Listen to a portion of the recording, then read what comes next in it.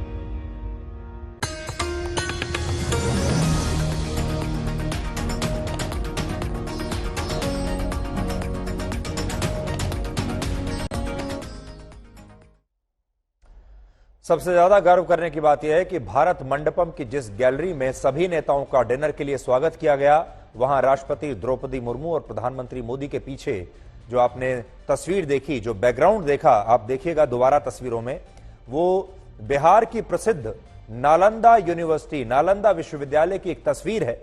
और यह वही नालंदा विश्वविद्यालय है जिसमें 12वीं शताब्दी के अंत में जिस पर मुस्लिम आक्रमणकारी बख्तियार खिलजी ने हमला किया था, इसमें आग लगवा दी थी। और उस समय इस विश्वविद्यालय में 90 लाख पुस्तकों का संग्रह था, जिसकी वजह से यह विश्वविद्यालय 3 महीनों तक आग में ऐसे ही धधकता रहा था। यह वही नालंदा विश्वविद्यालय है जिसे आज प्रधानमंत्री मोदी ने पृष्ठभूमि में रखा है। यह देखिए, जहां स्वागत कर रहे हैं वो तमाम मेहमानों का, उसके पीछे जो तस्वीर आपको दिखाई दे रही है वो नालंदा विश्वविद्यालय की ही तस्वीर है। और आज प्रधानमंत्री मोदी ने नालंदा विश्वविद्यालय का यही इतिहास अमेरिका के राष्ट्रपति जो बाइडेन को भी बताया।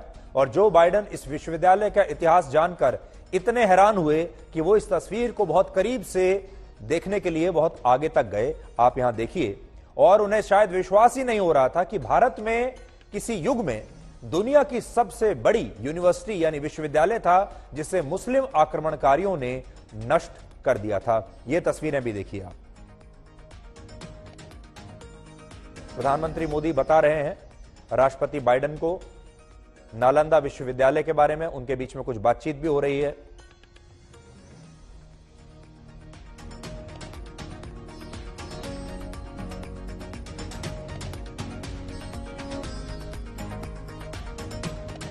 देखिए, प्रधानमंत्री अब नालंदा विश्वविद्यालय के बारे में अमेरिका के राष्ट्रपति को बता रहे हैं। और यकीन मानिए, अमेरिका के राष्ट्रपति ने भी शायद नालंदा विश्वविद्यालय के बारे में कभी सुना ही नहीं होगा। वो उनको कह रहे होंगे कि हमने कैम्ब्रिज के बारे में तो सुना है, हमने ऑक्सफोर्ड के बारे में तो सुना है, बाकी दुनिया की जो बहुत प्राचीन यूनिवर्सिटीज हैं उनके बारे में सुना है, लेकिन ये जो नालंदा यूनिवर्सिटी बता रहे हैं, नालंदा विश्वविद्यालय, इसके बारे में तो हमने सुना ही नहीं। और इसमें राष्ट्रपति बाइडेन की गलती नहीं है।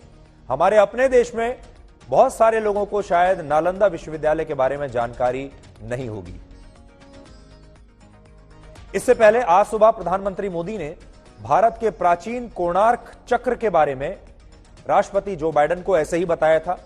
जब सुबह प्रधानमंत्री मोदी उनका स्वागत कर रहे थे, उस समय बैकग्राउंड में कोणार्क चक्र, जो सूर्य मंदिर का चक्र है, वो लगाया गया था। और उस समय भी प्रधानमंत्री मोदी ने उन्हें इस चक्र के बारे में बताया था। और ये कोणार्क चक्र ओडिशा के जिस कोणार्क सूर्य मंदिर में है, उस पर भी मुस्लिम आक्रमणकारियों ने ही अलग अलग समय में हमले किए थे।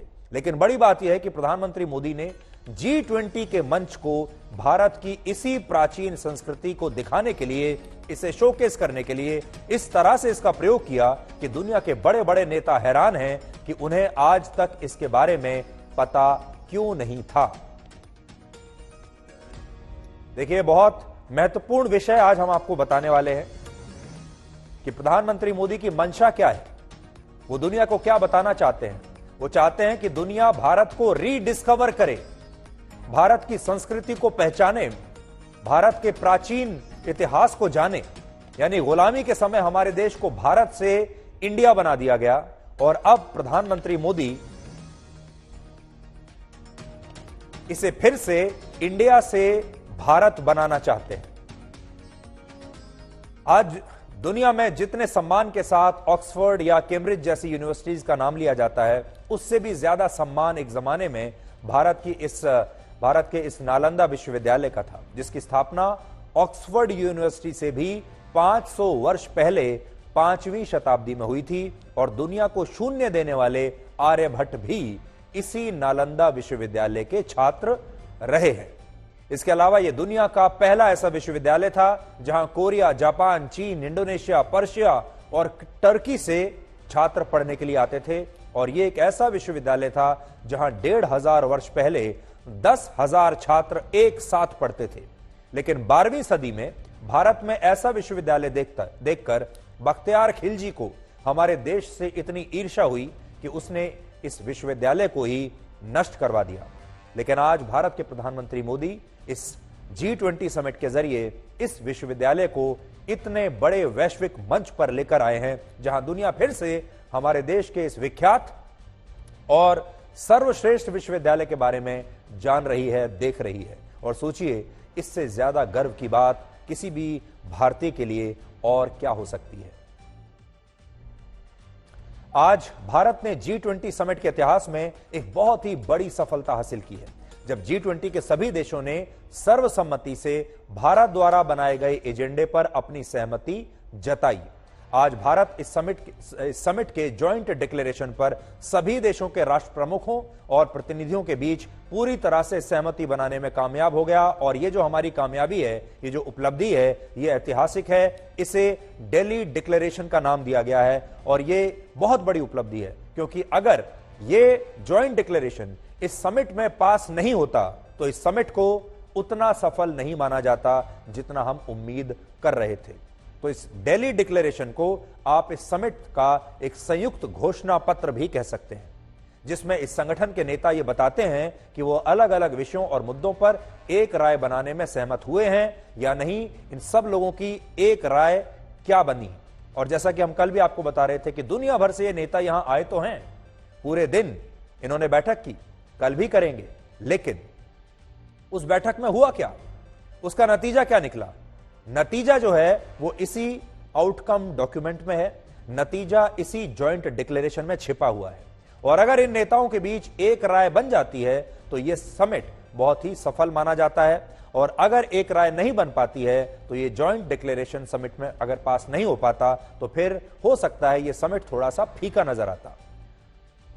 तो कई बार ऐसा भी होता है कि जब जॉइंट डिक्लेरेशन बनाया जाता है तो उसमें से कई देश सहमत नहीं हो पाते हैं, फिर उसमें से अलग अलग उसकी भाषाओं को बदला जाता है, अलग अलग जो विषय होते हैं कई बार उन विषयों को ही पूरी तरीके से निकाल दिया जाता है। और बहुत बार, जैसा हम आपको लगातार बताते रहते हैं, कि जरूरी नहीं है कि इतने सारे देश हर मुद्दे पर सहमत हो ही जाएं।